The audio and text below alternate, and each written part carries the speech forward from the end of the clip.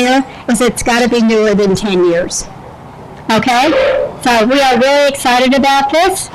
And when you call and it's gone live, we'll bring you up to it.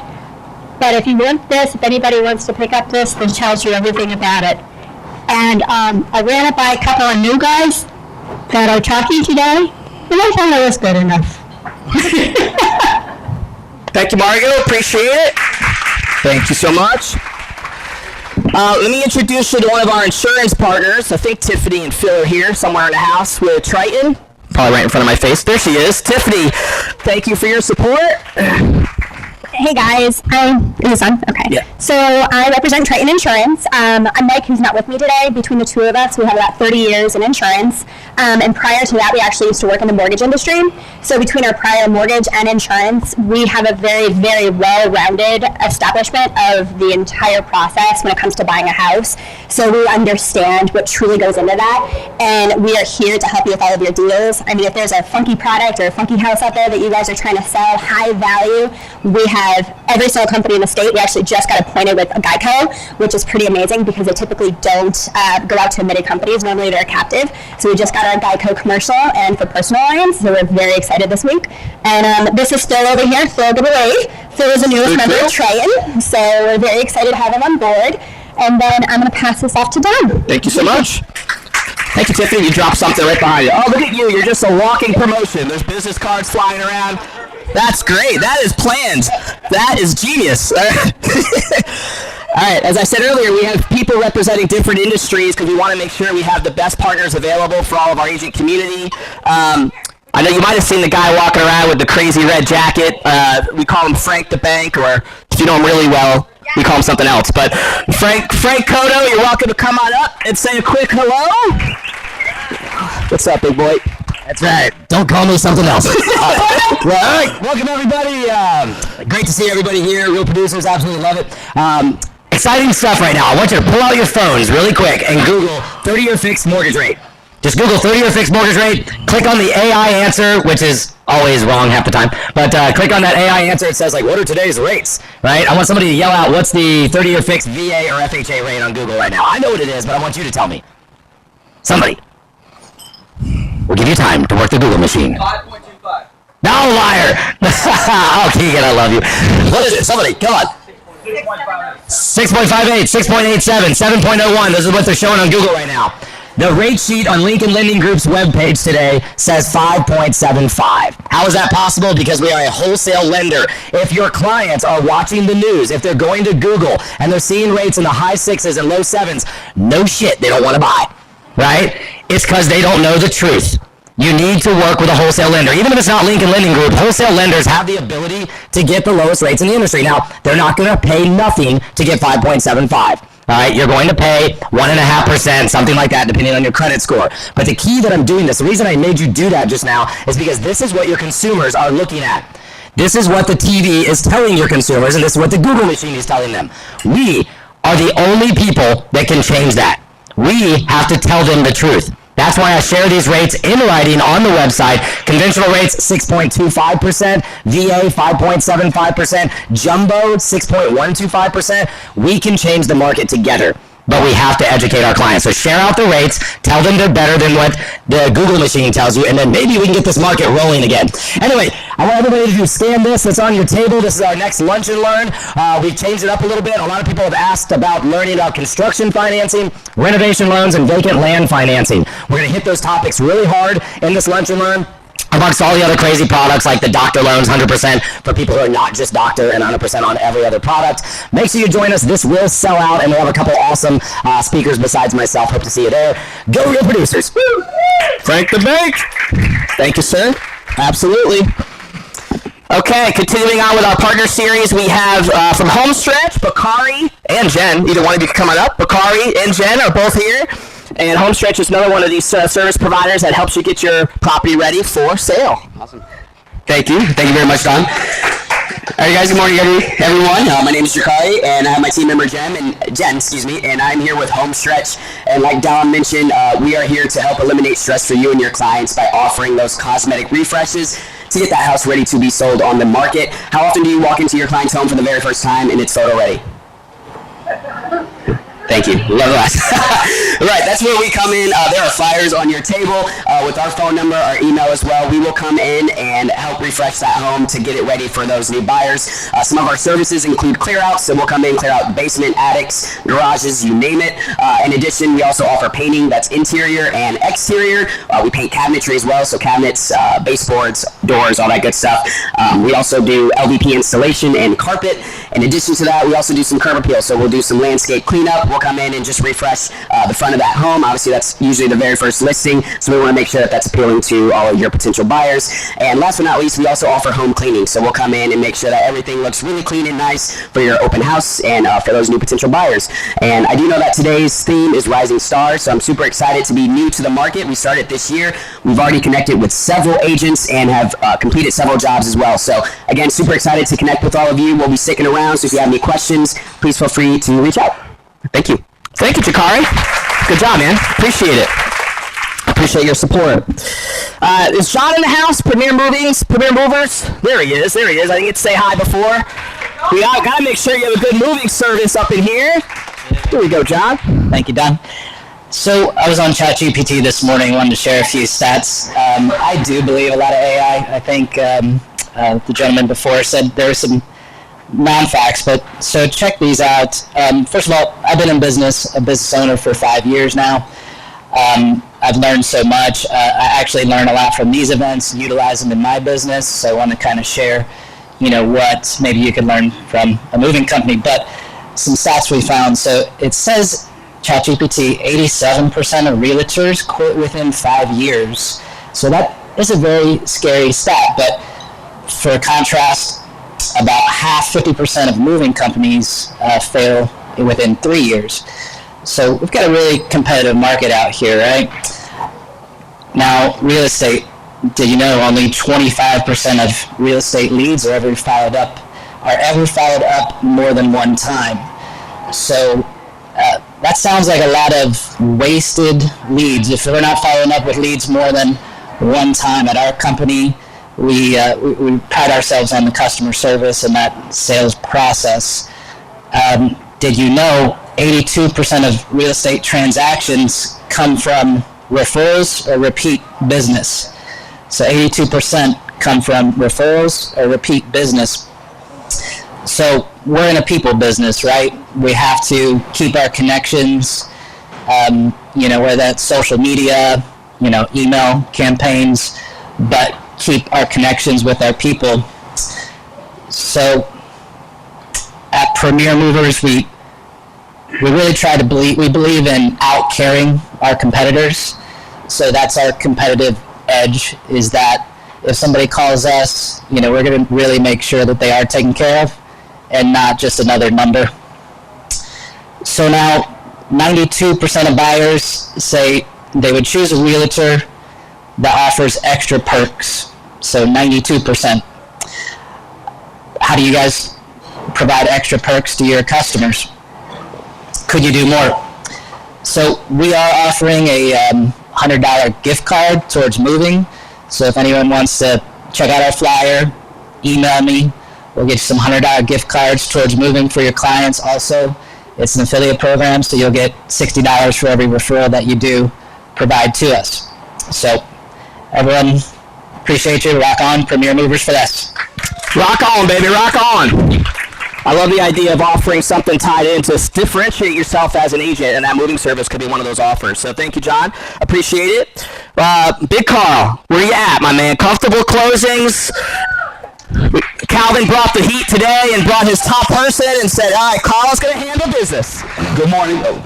Hey, good morning, everybody. How about a round of applause for Don Hill and his team real quick, putting this all together. So I have a quick question for you. What's the first company that comes to mind when you think about the experience? And just kind of yell it out for me. Paramount. I'll give you my example. I'm a little bit of a big back. I'll give you my example. Chick-fil-A is one. What about Disney? I heard Disney. What else? Publix. All great examples. Amazon. All right, so let me ask another question. Why? Why Amazon? What about the experience? Simple. What about Publix? Great customer service, right? Pub subs. I love pub subs. Yeah, all these are great reasons, right? Now, by show of hands, how many real estate professionals we have in the room? Show of hands. Quite a few, right? So each and every one of you understands the value behind the experience that you give to your customer. It's the reason why a customer would choose you over another realtor, right? So let me give you an example. You have a customer trying to buy a home, right? What's the first thing they're going to do? Look out for a real estate agent, right? They call that agent, hey, Mr. Real Estate Agent, I have a growing family. I'm looking for a home, 4-bedroom, 3-bath, right? The agent's going to say, great, let's meet tomorrow and look at the properties. The customer meets with the agent the next day, and the agent's late to the appointment. They're driving around to go look at the properties, but they're driving around aimlessly like the agent didn't map out where these addresses are, because half the addresses are wrong. And the agent is busy taking calls for other clients in the middle of this appointment. What's that experience going to be like for that customer? Not a very good one, right? Right. Now on the flip side, same customer looking to purchase a home, agent meets with them. The agent's on time, excited to meet with them. They go to each location and it's been mapped out perfectly, so the drive is convenient. They get into the units, each one of the units are open and ready, they're staged, they're ready to be viewed. Of course the customer's gonna have a ton of questions, right? I'm sure y'all are used to that. And the agent is Johnny on the spot to answer all of their questions for them. Now, in contrast, what's that experience gonna be like? Much different, right? Much better, right? Exactly, and that's what we're striving to do here. My name is Carl. I'm the lead scheduler for Comfortable Closings. We are a nationwide mobile notary service. And we pride ourselves on ensuring that when it's time to close, you're going to have the most professional, highly trained, and vetted notary at that closing table to guarantee that your customer has an experience that they want to brag to their friends and families about and do over and over again. Sound good to y'all? Yeah. You have any questions afterwards? Come and see me. Thank you, Don. Giddy up, Carl. Thank you for your support. Appreciate it, buddy. Is Joe Duffin in the house? I didn't see him earlier. Did I miss my man, Joe? All right. Shout out to First American Home Warranty as well. If you have home warranty needs, First American has been a partner of ours now since we started. We appreciate them. Let me bring up Ken Monroe with the Ease Association. Ease is also a group designed to help your business run with ease. There you go. Take that, Ken. So, first of all, in recognition of a true top producer, I just want to congratulate Mr. Don Hill on his 6th childbirth last week. That's a top producer. So, my name is Ken Monroe. I know a lot of you already, but the name of my association is the Ease Association, and Ease stands for Entrepreneurs, Agents, Self-Employed. And what we do is we help our members grow by we use a research and evaluate all the new oncoming technologies in our solutions partner program to help you better apply and implement these things that are coming at us like a tidal wave, right? In the process of that, we partner with different vertical market leaders, and Don is certainly one of the strongest partners that we have for real estate. He's the partner for real estate. And so we've launched a New World Realtor program. 2 nights ago, we just had the New World Realtor event at American Social, not too far from here. And it was a great event. What we're doing with this program now is we've launched a platform called AIVA, A-I-V-A, Artificial Intelligence Virtual Assistant. You've heard some of these things online. You've seen them on Instagram. I'm just going to give you real quickly a very, very short example of how this manifests and how we're tuning it for the real estate market. So I'm calling a number. This is the Ease phone number. Now it's going to ring for a little while because I want it to give me an opportunity to answer the phone first. So the call comes in, it alerts me that it's coming in. I have a chance, I'm a little busy right now, so I'm not going to answer the phone, even though it's a great client calling. I can see it is. I want them to still be answered. I want to take care of what they want. So here's what we're going to do.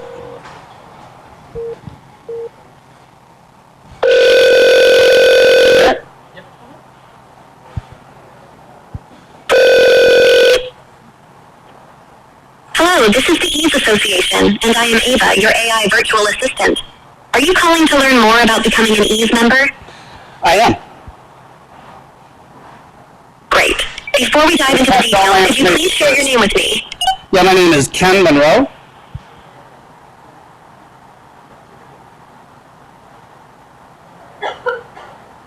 Thanks, Ken. Let me confirm that for you. Kenmonroe. Is that correct? There's no E at the end of Monroe. Got it. So it's MONRO. Is that correct? Yep. Perfect, Ken. Could you also provide your email address? Ken@easeassociation.com. Thanks. Let me confirm that. KEN@EASEASSOCIATION.com. Yeah, Is that's that right. correct? Yeah, that's right. Awesome. Is the number you're calling from a good one for texting? It is. Now she's got all my information. She put it Great. into the database. Would you like to know more about the Ease Association and what we offer? Yeah, tell me just a little bit about Ease, but I'm going to interrupt you in a second. But tell me what you can, please. Sure thing. The Ease Association supports entrepreneurs, agents, and self-employed professionals. Our mission is to help members become more powerful, efficient, and profitable. We offer business growth programs and the Ease AI software to automate various aspects of small businesses. Can you tell me real quick about the AVA program? What's that all about? Absolutely. AVA is our A-driven virtual assistant module.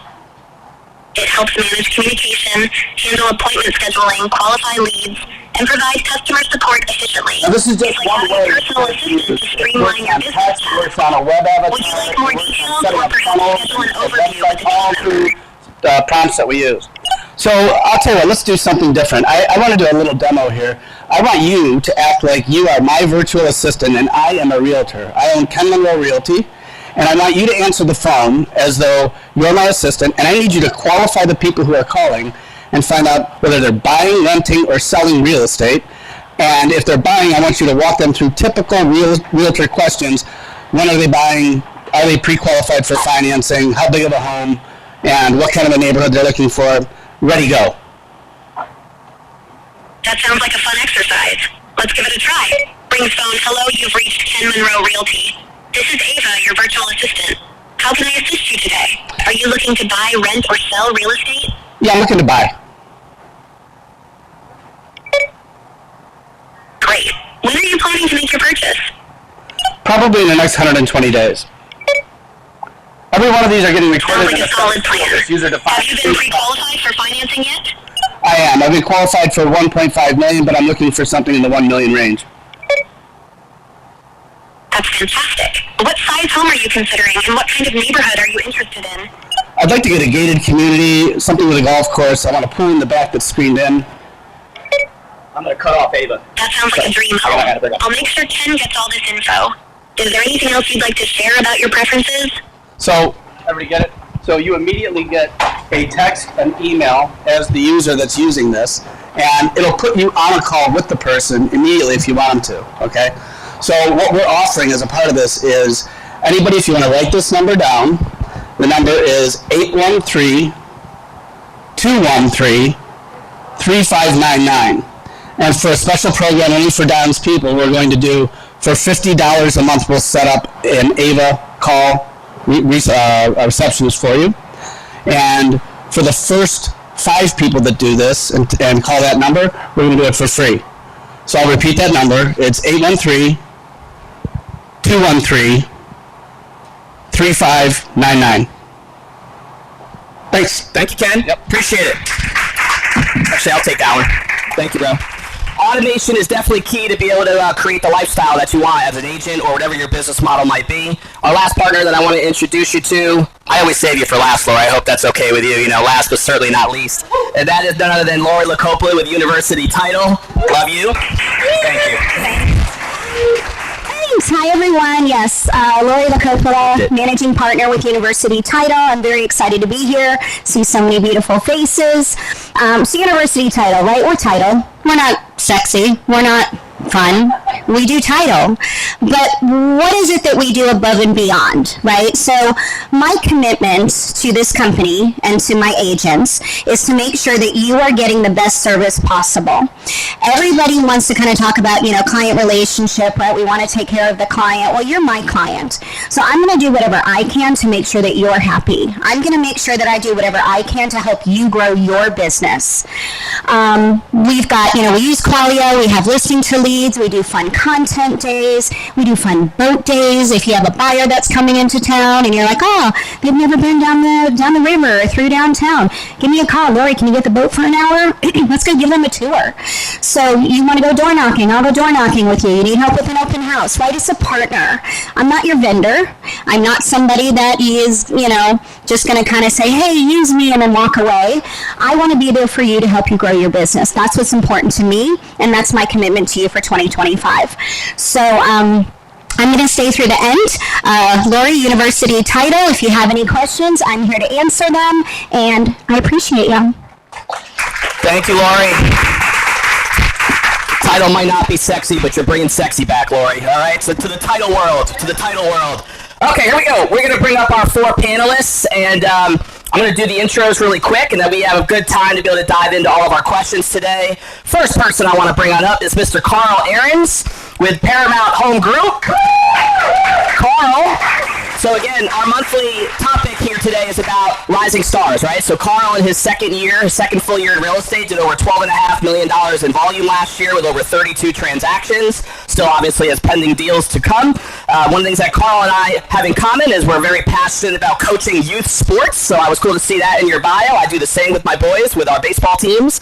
And I know that Keegan raves. Keegan is Carl's team leader with Paramount. Raves about his leadership and what he's brought to the team so far. We're excited to have you here. Let's give Carl a round of applause. Thank you. On this panel, you're going to notice we have 2 people that are focused on individual production, and we have 2 people that still do individual production, but also are building teams. So I wanted to have a little bit of diversity in a way with that group so you can see the different roles that we're going to have represented today. Let me go ahead and bring up Mr. John Morgan IV. Anytime you have the 4th after your name, it just adds a little power, I think, John, right? So John is with Keller Williams. Just a couple things about John. His first full year in real estate did 13 units, was figuring out the business. Second year did 12.9 million with 45 deals. Third year over 20 million with 38 sales. Fourth year over 23 million with 29 sales. He's the team owner now of the Morgan Capital Group. So John's one of those people I mentioned that is building a team as well as individual production. He does commercial and residential real estate. Thank you for being here, John. Let's give him a round of applause. Let's bring up Mr. Chris Jossi. What's up, Chris? The tallest guy in the house maybe today. I don't know. You or Carl. I guess we'd have to figure that out.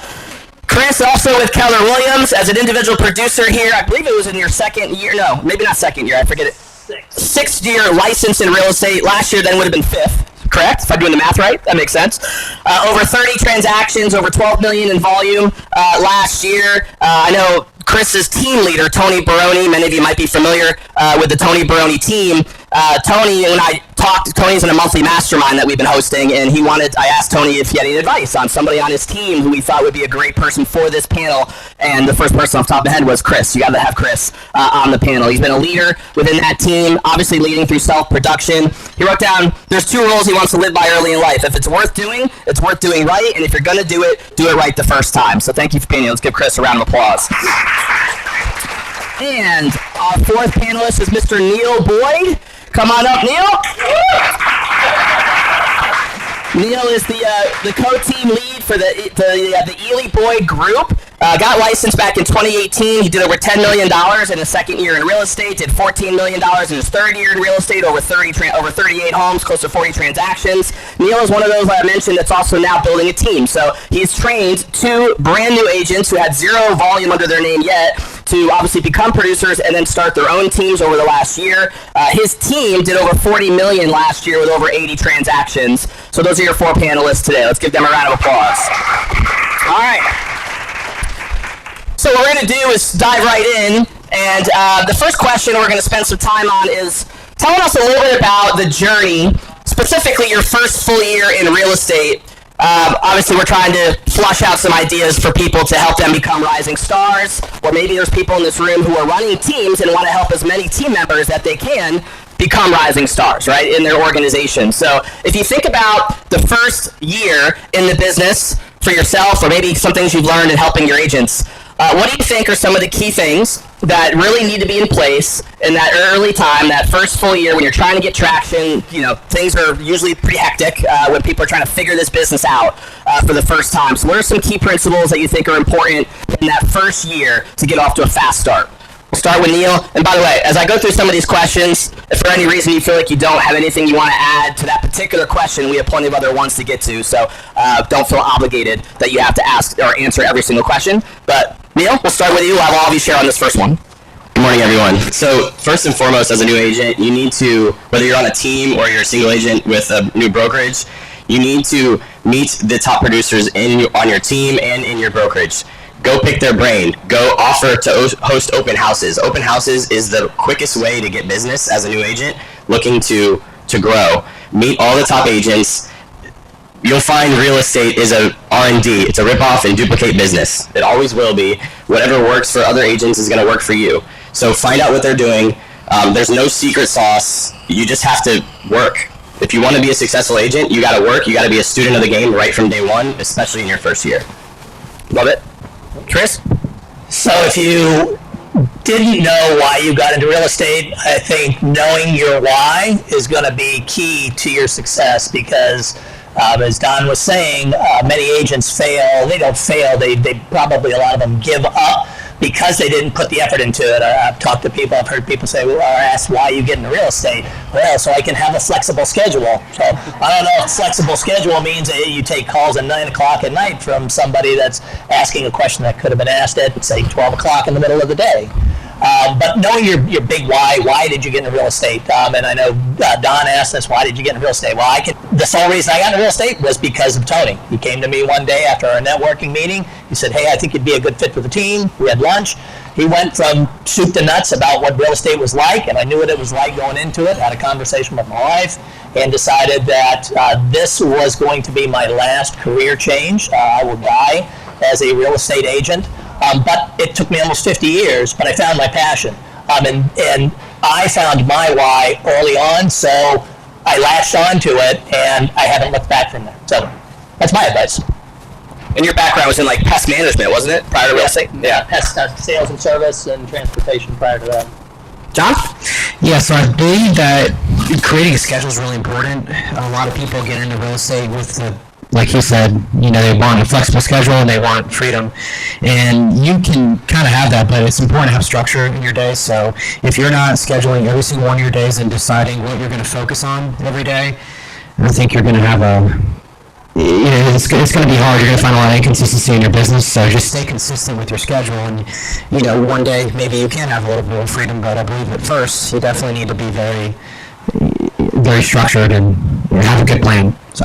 Makes sense, John. Carl?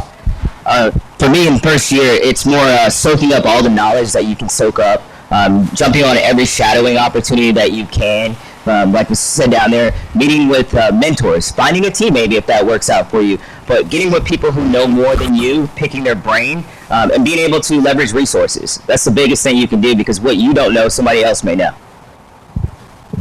Yeah, I wrote down two quick things that were common themes from what you guys already said. One was this idea of proximity is power.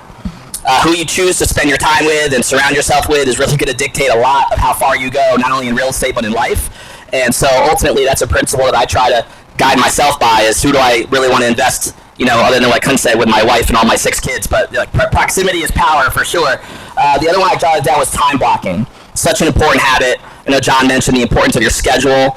And it's so common for real estate agents, especially if they don't have a background in running businesses before, to just expect that real estate's going to be easy and all the freedom that you mentioned. And without having that discipline of a time block schedule, it could be a pretty rough start, right? And so that's a habit that I would encourage anybody to really figure out as to how you're going to block your time properly. If you don't even know what that is, there's plenty of resources to help you with that through your team and through online. So let's evolve a little bit to some of you had a really quick start in year 1 and immediately popped off as a top producer.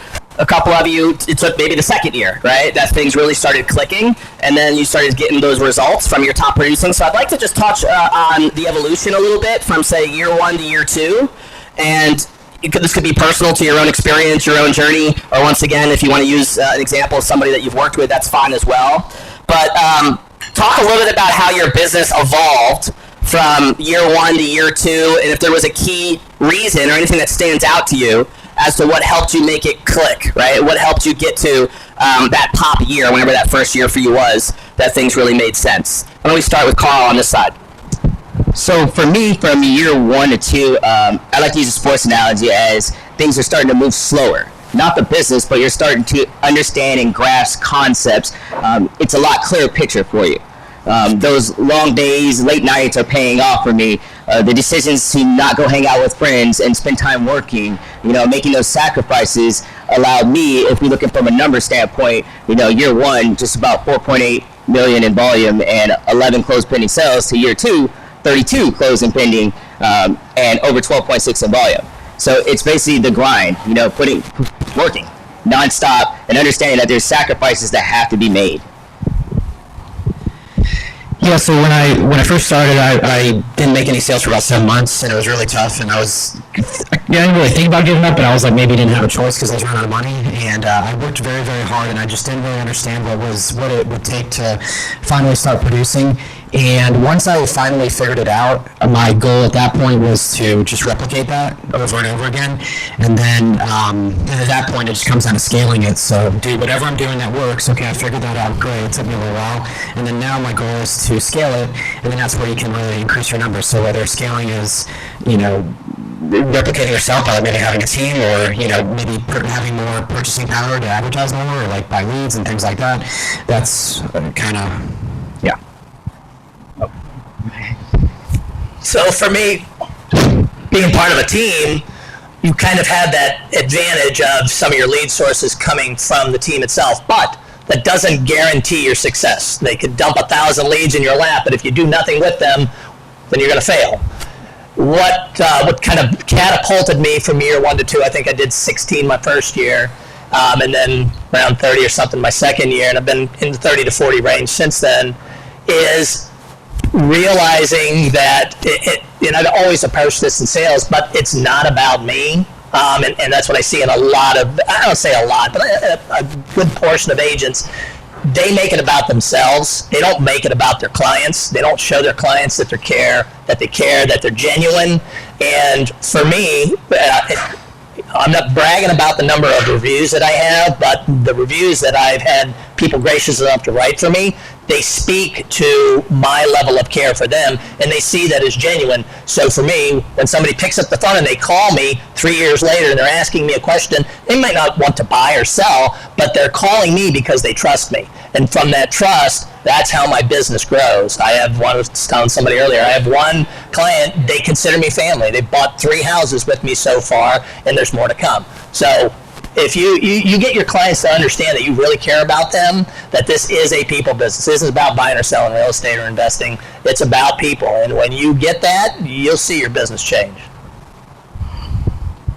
I think for me as a new agent, year 1, it was I hope this works out kind of a mentality. And then, I sold 12 homes in the first year. From year 1 to year 2, my mentality changed from I hope this works out to this is my career, this is my business. So then I changed my schedule daily to working like I'm in a business versus I hope this works out. And I think, from year 1 to year 2, I woke up every day with a mentality that I was unemployed unless I found a deal. So I made a conscious effort to time block, to use a CRM, follow up with people, and that's why my production went significantly higher between year 1 and year 2. And that's the most important thing as a new agent. You have to dedicate and make it a business. It's not just a job, it's a business, and it's a potential career. The unique thing about being a real estate agent is you are self-employed, whether you're on a team or you're a single agent. So you have to, the sky's the limit. There's no limit to how much you can make, but you have to do everything, the little things every single day to give yourself the best opportunity to succeed. Yeah, good stuff there, guys. Years ago, I remember one of my mentors, when I was kind of wishy-washy about my commitment level to certain functions of our business model at the time, sat me down and talked to me about what it really means to be committed, right, to whatever. And you talked about this right now, Neil, in terms of if you really want to be great as a real estate agent, it's not about putting the toe halfway in to the pool. The actual definition of the word commit is to cut off all other possibilities, right? So whether that's in a business experience or in a relationship even, it's this concept of, are you really committed to being successful in it, or are you just interested in being successful at it? And I think most of the agents that I've had the pleasure of interviewing that have been very successful, they're all in, right? They truly are committed to what it takes to be successful in the business, and that's a mentality thing. I know that it's common for a lot of agents to you probably hear this if you're a team leader, like, if they just had more leads, everything would be great, right? It's always a lead-driven business or question. And obviously leads play a role. There's no doubt about that. So I'd like you guys to address your experience with the process of growing your business from a marketing standpoint, leads, whether those were given to you as part of your team, you mentioned that, Chris, or if it was something that you had to get good at self-generating, right, from the very beginning. And also, I know, like Chris said, there are many examples of agents who get leads from day one, but they don't convert very well, right? And so there is the experience of, that's a skill set too, right, is the conversion side of the lead. So if you guys could touch on that a little bit about just what your experience has been like with generating leads and whether there's been challenges there or challenges on the conversion side, and see if there's something that we can flush out there. Would anyone like to go first? John, go ahead. Yes, I have a good story. I had an agent that worked on my team early on, and I was paying for internet leads. They were pretty reasonably priced, but I gave her about 70 leads, and one day, she had closed maybe 3 in like 6 months, which was okay. It wasn't that great, but it's funny because one day, I put a lot of my heart and soul into her, especially at first. You tend to, like, whenever you first start a team, you like really take these people on and really just do whatever. You pour a lot into them. So she one day just decides to quit, and I was like, "Why did you quit?" It's, just want to know, like, I'm not trying to, ask you to come back, but like, why did you leave? And she says, well, I don't know, like, the leads are not that good and this and that, and she came up with some other things. I was like, okay, well, I'm really sorry to see you go and this and that, but good luck to you. So I go back into my CRM and I looked at how many leads I gave her, and I'm really trying to figure out, like, okay, I don't want this to happen again. I lost somebody who I thought was really valuable to me. So I looked back and I gave her 75 leads, and she didn't close any of them, of the 75 leads, with this particular form. So I was pretty fired up because I was like, that's 75 leads, that's a lot of money, thousands of dollars. Even though they're inexpensive, they're still expensive leads, all of them. But I ended up calling 75 leads, and I ended up getting 3 sales from those 75 leads. So, it shows you, and also 2 of those people had already purchased or had a listing up. So it shows you, like, if I was handling those leads, I would have gotten 5 or 6 sales. She handled the leads, she got 0. She's blaming the leads. No, it's not. It's her. Her skills were not good enough to convert those at a high level. And, it just shows you right there that, you have to work on your skills. It's usually you got to look at yourself. If you're not getting the results that you desire, it's you. Look at you, look what you can change, what you can do to, get the results you desire. Did you have the old, the leads are weak, you're weak conversation? The leads are bad. You're weak. All right, who's next? So before real estate, I did 2 years of door-to-door sales. Not even in Tampa. I would, for the summer, for 2 summers. The first summer I went to Brooklyn, never been to Brooklyn before. The next summer I went to Houston. And I found out very quickly, I'm not a phone guy. I'm not comfortable calling leads. I'm not comfortable getting on the phone. But if I have you face-to-face, either there's something wrong with you or you're going to fall in love with me, and we're going to have a great conversation at the very least. So I had to take that into real estate. Everybody, whether you're on a team or you're paying for your own leads as a single agent, most leads are probably 6 months or longer out from actually being ready to transact. So the follow-up is the biggest thing. And I knew that getting my face in front of that person was going to give me the best opportunity because that was my comfort zone. So I might not call them, but you better believe I'm going to get on a text, and I'm going to send them a video directed from me, personalized to them. And I got a lot of success from doing that. So you got to find out what your comfort level is, and sometimes what your discomfort level is. You have to get uncomfortable to succeed, but find out what works and build off of that. I think that's the biggest thing, is finding out where you're comfortable and trying to build off of what that is. Good stuff. Chris, go ahead. So who likes opportunity when you've got the chance at potentially gaining some business? Anybody in here? Mm-hmm. Well, you want to know how you actually make that happen? You got to answer your damn phone. I can't tell you how many people I speak to, usually at least once a week, and they said, I've called 10 realtors. Guess what? You're the only people that answered your phone. So I'm sure you've heard speed to lead. Speed to lead's great, but if you answer the phone and then you set up another conversation, you never follow up with them, well, why did you bother in the first place? It's really about being present when you get the opportunity with that lead. And again, making them feel like they're important, whether it's setting up your appointment or taking it then and there, setting it up for another time and then being on time for that appointment. And who here likes referrals?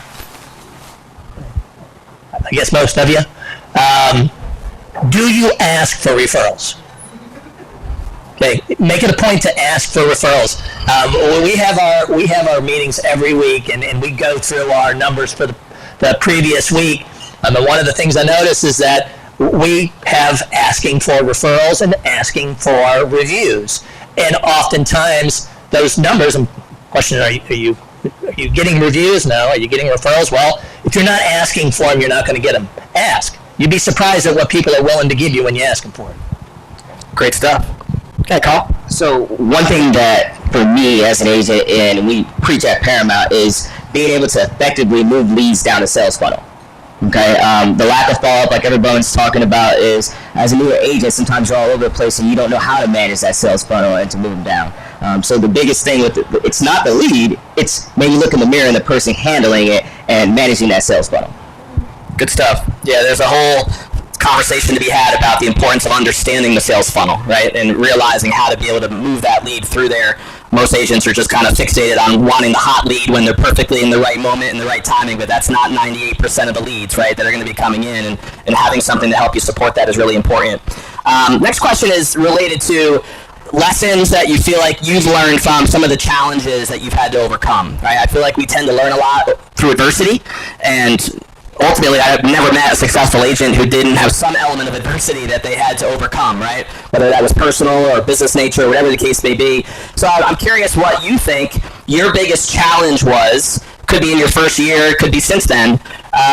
And is there a lesson that you feel like you learned from that biggest challenge that you personally experienced? And then we'll touch on after that maybe something you've noticed from other agents as well. We'll get to that. But from you personally, what do you think your biggest challenge was and what you learned from it? Carl, being able to fail forward. My previous sales experience, you think that you can just turn it on and a switch. When it comes to real estate, it's not that easy. So being able to fail forward and being okay with sloppy success. It doesn't have to be perfect. You don't have to keep reinventing the wheel and no conversion happens from it. Thank you. For me, it was learning to stay in your lane. Oftentimes we're tempted to kind of want to wander into territory we're unfamiliar with. Probably the worst thing that most agents do is they offer some degree of legal advice. Well, unless you've got a law degree, you're not a lawyer. So I don't recommend that you offer legal advice. If you think you know the answer, great. Give them that, but make sure you follow up with, I'm not a lawyer and you need to talk to a lawyer about this. That'll save you a lot of headaches. And could be a lot of money. Yes. So for me, especially in year one, the biggest, I guess, struggle for me was managing the emotional roller coaster of being an agent that has success and thinking that you can let your foot off the gas pedal because you're rich now all of a sudden.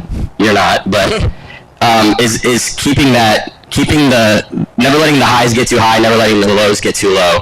The mindset of keeping the emotions in check, and just because you had a good month doesn't mean you can take your foot off the gas pedal. What's fueling your business the next 3, 4, 6 months? I found myself in year one, I had a good check and I'm like, cool, I can take a break. No, and then guess what happened?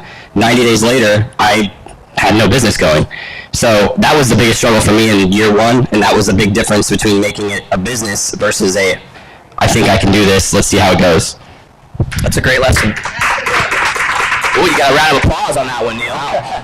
John, you want to add? More. Yeah, so I believe that most, with real estate, I can do pretty much every task in real estate, and that's, I think a lot of you probably feel the same way, whether it's computer work, whether it's contracts, or whatever it might be. But what I learned is that I can't do everything if I'm going to really take my business to the highest level and give the best service to the clients and also scale it as best I can. So what was really hard for me is giving up control to other people that are experts at certain things, and utilizing the resources that I have. Very important if you're finding something that's taking up a longer time, you probably want to pay somebody to do it if you really are having a hard time managing it, whether it's a transaction coordinator, whether it's a full-time assistant, or whatever the case may be. So that was the hardest thing for me. And once I did that, it was like a big weight lifted off my shoulders. I'm like, wow, I can really focus on what I'm really good at doing and making the most money possible.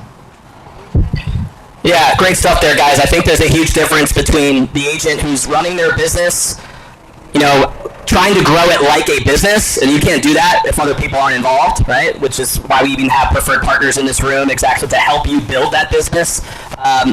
But do you really want to be, you know, in your business or work on the business, right? There is a difference, and most business owners that I've met are very successful at working on the business. That's where hyper growth tends to come from. Creating better systems, seeing where the pinpoints are, making those adjustments. But if you're constantly just chasing the business, you tend to be working in it. And that makes it very hard to have that perspective, you know, and sit back and make the needed changes. So this next question is tied to, similar to the mistake theme. As you can tell, I believe we tend to learn a lot from the things we do wrong. What are some common mistakes that you think you've seen newer agents make specifically, whether these are people within your own team or whether you're a team leader or not? These could be other agents in your own office, right? Your own brokerage, people you've just seen in the business that have really struggled to get things going. I'm sure you've all had that experience and seen those agents. Is there any commonalities that you've seen where you look at it and you're like, I've seen this before, I know what this person's going through, they're struggling the same way X person did for the same exact reasons? What jumps out at you as to some of the most common mistakes that new agents make that maybe we can identify and hopefully eliminate eventually? So the biggest one that I notice is not knowing the difference between being busy and being productive. You have to be productive to produce. You know, just because you're out looking at houses and you're busy doing real estate things, that's not production. Production is reaching out to people, telling everybody you know, having real estate conversations. So I think that's the biggest thing. People think they're busy, but they're not being productive. It goes back to what John was saying about, you know, if something takes a long time but it's not adding to your production, then put that task on someone else and pay them a small fee for it. Anyone else want to jump in on that question? I do. I think I mentioned this earlier. Answer your damn phone. I mean, I can't tell you how many times I had one instance recently. I had somebody looking at new construction. It's a independent builder. They've had an agent listing it. The 1st, it was around the beginning of February. I finally got hold of that agent yesterday. Over 2 weeks later, that agent finally responded to me after, I don't know, a dozen calls, dozen texts. The sad thing was, I couldn't even reach their brokerage. So that was the worst part of it. So, and it's one of the bigger names in our industry. So it goes down to answer your phone. If you're with somebody, I get it. You don't want to take away from that person, but there are way, way too many agents who don't answer their phone. And the worst ones that don't answer their phones are the listing agents that are supposed to be selling somebody's home. It's free. I see a common mistake with agents, which is I always found interesting. Not everybody, but there's some that will be very, very transactional. Like, what I mean by that is, like I've offered opportunities to agents where maybe they make money, maybe they don't, I don't know, maybe it's a rental, you know, and they'll pass those opportunities up, and I think that's a really big mistake, especially starting out. You know, you can really learn a lot by, you know, going out, and you never know, like, just offer your services, like, if it's for free, then it's for free. Like, just learn and talk to people. Like, not everything, it has to have a dollar, like, amount tied to it. You know, and also remember that this is a relationship business, so, like, if you're transactional with your clients, then they're going to be transactional with you, and that's, you know, when it comes down to later on, when it comes down to selling another home or getting referrals or, you know, using you in the future, you know, they're probably not going to use you if you didn't really stand out and do something special. So, you know, whatever it is, if somebody needs a renter, you're not doing anything, why not just go out and start showing them some rents for free? Who cares? You know, it's not, don't be that way. That's great. So the biggest thing I see newer agents make is mindset. You know, a lot of times coming into business, whether it be, you know, you're looking at commission splits and you have no clue about how the splits work or the knowledge or what you're getting for that splits. Another thing I see as far as asking questions, you know, being able to just have that genuine conversation with somebody to build rapport and get to know them rather than just jumping into the first thing they say or being a yes ma'am, yes sir type of agent. Yeah, there's some really great stuff there. I just wanted to recap 3 quick things. One is I read a blog recently about the power of one of the biggest, I guess, blocks to productivity in most business owners is our email, right? And so you guys were talking about delegating certain things that probably are not being productive in our business. And this may or may not be true for you, but just how much time do you really spend on kind of going through your email every single day? Because that's a huge time suck for so many business owners and agents alike. The second thing, and there are so many different resources nowadays especially that can literally handle your entire email inbox. You don't even have to look at it until like you're notified what are the important ones, right, that you should address. And so that's something to think about. The second is having a bigger picture perspective. Like you said, the power of relationships, right? So if you get an opportunity to help somebody with something that maybe you're not even going to make a great commission on in that particular deal, does that mean that might not, are you really in the business to serve, or are you in the business just because you're looking for the next commission check? And ultimately, the people who are serving usually end up making the biggest commissions. It's funny how that works. But you have to have a bigger picture perspective to understand that. And then I love what you said, Carl, about chasing commission splits. I can't tell you how many agents that I've had conversations with who have like hopped around from like broker to broker to broker to broker because somebody else offered them a different commission split, yet they've done like less than 10 deals in their career. And it's like, okay, maybe you should get good at the job first before you worry about how much you're going to make on the next deal.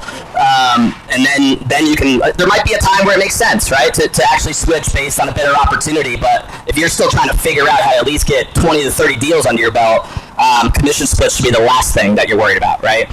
Figuring out this business first to be able to go from there. All right, we only got a couple of minutes left. I appreciate all the insights so far. This one I think is interesting, just the concept of now that you've been in the business for anywhere from 2 years, as high as maybe 6 years, like what do you get excited about now? We're still early in the year, right? 2025. I'm sure you guys had some goals for this year. Where is your vision taking you for what you're most excited about for this year and even beyond? If you're already thinking about even next year or beyond, what you're trying to grow towards, what you're trying to build, what's that vision look like that might inspire some people? Anybody want to go first? Yeah, so at Paramount Home Group, Keegan started a leadership team. So for me, within the next 4 years, I'll have 100 transactions under my belt. Hopefully be a team lead out of the division of Paramount Home Group. And then just to be industry known and respected. Love it. Thank you, buddy. My excitement more so is for what's happening. I mean, there's a lot out there in the market, and there's a lot of tools to help. At least on the buy side, all I do is help buyers, so that's my focus. But I see more and more opportunity, and if you haven't reached out to your preferred lenders recently, talk to them. There's more and more tools coming on the market that are going to help those people that are kind of at that tipping point of can I buy, can I not buy, can I afford, can I not afford. Have those conversations because I see good things coming despite whatever we get thrown at us. People are always going to need a place to live. So I'm excited. I know last year the big topic for real estate was the NAR lawsuits, the commission changes as far as how they're offered and all that. I'm excited. Our team has a commercial division and residential. I'm strictly residential. My business partner, Cash Ely, he's commercial. But on the commercial side, the commissions have always been negotiable, especially on the buy side. So I'm excited that we get to negotiate that with our offer as buyer's agents with the seller directly a lot of times. So I embrace that. Before we took it at surface value what was offered on the MLS, and we weren't able to negotiate that. So if you're on the fence of kind of scared or not knowing what's going on, embrace that. Now you get to negotiate your commission as a buyer's agent, and that means we should all get raises based on that. I'm just saying. So What's your value? 3%. I love it. I always, when I put an offer in, regardless of what is being offered, I'm always going to put 3%. Guess what happens? We negotiate it. But you know what? You don't take it at surface value anymore. It's all negotiable. That's the whole point of this NAR lawsuit. So embrace it. Learn how to negotiate. If you learn how to negotiate, you're going to be one step ahead of all your peers, all your colleagues. Know what you're worth. Know your worth and ask for it. Someone said something about that earlier. Ask for it. The worst they're going to say is no. What do you have to lose? Yeah, so what I'm most excited about is I see in the past I didn't really like working with investors very much. I was more of a connection kind of person and building relationships with clients. But I see so much opportunity there in Tampa for investments, and I see a lot of upside. And with this hurricane and a lot of the homes that were destroyed, which is very unfortunate for those people. But however, on the other side, there's a lot of opportunity for us to make relationships with investors, or even our own clients and family, and kind of help them, guide them to financial freedom and get them into a really good spot with real estate where they can maybe retire one day off of that, and you can be a part of their life in that. So I love the fact that I can really help people to that level is very fulfilling for me as as a person. So yeah. Yeah, it's funny when you look historically over all the markets that have had some sort of geographical challenge or tragedy take place, there tends to be some real booming markets after that, right? And so there is opportunities to be had when there's these challenges that arise. All right, last thing, we're gonna do this rapid fire.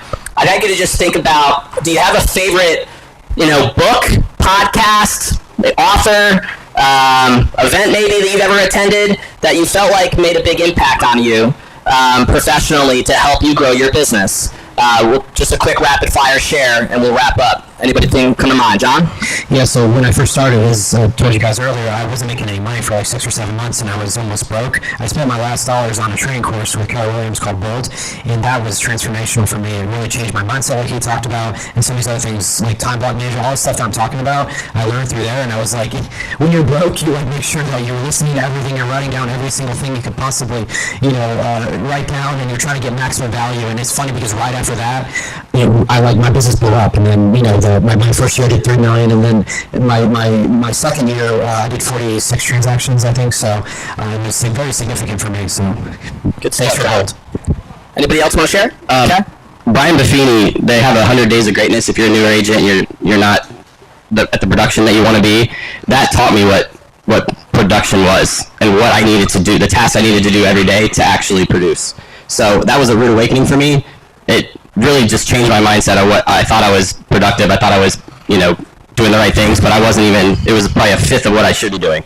All these different training courses that are real estate focused, they're all about adding contacts to your database every single day. They all have the same general message. So pick one, do it, and you'll get production before you even finish it. Love it. Chris? The one thing, if you haven't read it, I encourage you to read it. It was transformational for me because it allowed me to figure out what my one thing is, and that's helped me find the success I have. Love that. Carl, you want to wrap us up? Yeah, so current book I'm reading now is author A.M. Myers. It's Millionaire Mindset and Habits to Success. Millionaire Mindset and Habits to Success. Yes. Good stuff. Let's give our panel a round of applause. A lot of nuggets there. And I always kind of encourage you guys as attendees to recognize that when you come to events like this, all it really takes is one good idea that you can implement right away to make it worth your time. So I would encourage you and challenge you to take action on something. I don't care what it is. We flushed out a lot of ideas, but what is one thing that you can leave with that is going to make it worth it? Because I don't like people getting into the habit of just going to things and then nothing changes, right? So try to take action on at least one thing.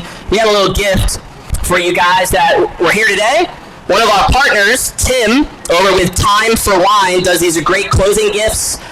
And so you guys have your branded logo with your name on it and a little bit of I think a quote or something on here as well. So just thank you for being here. Let's give one more round of applause. Thank you. Jalissa will give them out. Thank you, my friend. Can we give Jalissa a round of applause as well for being an amazing event coordinator? All right, last thing I'm going to say, on the tables you might have seen these QR codes floating around. There's a bunch of different things that you could scan, but the one I'm going to point out, if you want to subscribe to our podcast called Top Producers Nation Podcast, you can do that on YouTube. We interview top producers every single week. We do 2 interviews every Friday morning. But this one group that I wanted to point out is called Top Producers Nation. There's a code that's on your table. If you don't have it in front of you, you can find it at topproducersnation.com. We have a free report over the hundreds of interviews that I've had a chance to do over the years, I've noticed certain patterns and trends that really help agents become top agents. So there's 4 principles that we created a free report on, and if you're interested in that and you'd like to grab that free report, you can grab it at topproducersnation.com. You also get invited to join our community, which is free, and we can give you more insights there as to how you can get access to resources and stuff like that. So that's all at topproducersnation.com. Hopefully we'll see you here next month, which we're diving into new construction is our topic next month right here, third Thursday, crushing it in new construction. So we'll see you later.